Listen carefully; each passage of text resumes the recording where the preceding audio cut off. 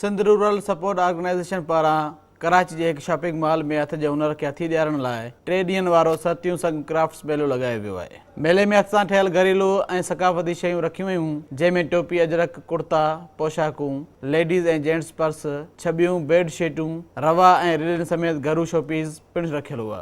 मेले जो इफ़्तिताह सरसो जे चेयरमैन शोएब सुल्तान कयो, जंहिंखां पोइ मीडिया सां ॻाल्हाईंदे संदसि चवणु हो त सिंध हुकूमत जे सहकार सां सरसो ॿाराड़ीअ जी औरतुनि जे ठाहियल हुनर खे हथी ॾियण लाइ अहिड़ा प्रोग्राम कराए रही आहे। कराची तकरीब तो जो है वो इस बात को दिखाने के लिए है कि जो गरीब से गरीब तरीन सिंध की ख़वातीन हैं वो क्या कुछ नहीं कर सकते, और इसीलिए ये प्रोग्राम जो सिंध रूरल सपोर्ट ऑर्गेनाइजेशन जो सिंध गवर्नमेंट ने बनाया, तो वो ये करता है कि असल में मकसद इसका यही है कि बीच में कोई नहीं, यहाँ मिडिल मैन कोई नहीं है। ये वो औरतें खुद ही आई हैं और ख़ुद ही जो कुछ यहाँ पर, बल्कि जो कुछ थोड़ा ओवरहेड्स जो होते हैं वो भी ऐसा रसो जो है वो खुद ही देता है। मेले में रखियल शयुनि खे दाद ॾींदे शहरनि ख़ुशीअ जो इज़हार कयो ऐं अहिड़ा प्रोग्राम ऐं मेला कराइण ते सरसो खे पिणु सारायो।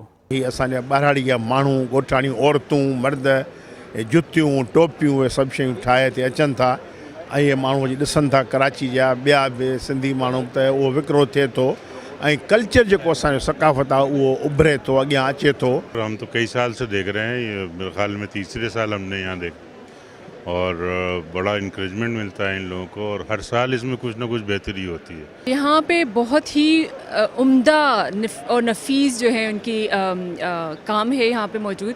मैंने बिल्कुल 2 शर्ट्स ली हुई हैं और हमेशा आके जो है यहाँ पे खुशी होती है। सिंध जे मुख़्तलिफ़ ज़िलनि सां तालुक़ रखंदड़ औरतुनि हथनि जे हुनर जे मुख़्तलिफ़ शयुनि जा स्टॉल लॻाया। जन ख़ुशीअ जो इज़हार कंदे चयो त ख़रीदारनि शयुनि खे साराईंदे दाद ॾिनो ऐं मुख़्तलिफ़ रंगनि ऐं डिज़ाइननि जी फरमाइश पिणु कई। ते जेका आहे स्टिचिंग जो कमु आहे, ते एम्ब्रॉयडरी जो आहे, एप्लिक जो कमु आहे, रनिंग स्टिच आहे, डेडलिफ्ट आहे, मुख़्तलिफ़ हथ जे हुनर जेके शयूं ठहनि थियूं पियूं उहे हिते खणी आयूं आहिनि अॼु।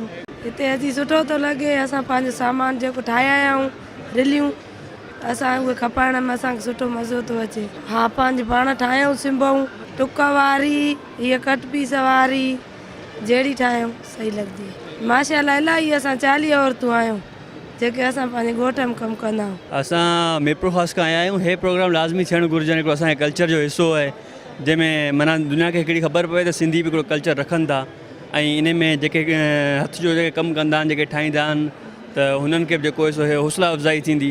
मेले में मक़ामी फ़नकारनि सकाफ़ती गाना ॻाए शॉपिंग मॉल में ईंदड़ माण्हुनि खे ख़ूब मज़ो ईंदो। SRSO पारां सरतियूं संग मेलो लॻायो वियो आहे, जंहिंमें टोपी अजरक समेत मुख़्तलिफ़ सकाफ़ती रंग पिणु रखिया विया आहिनि।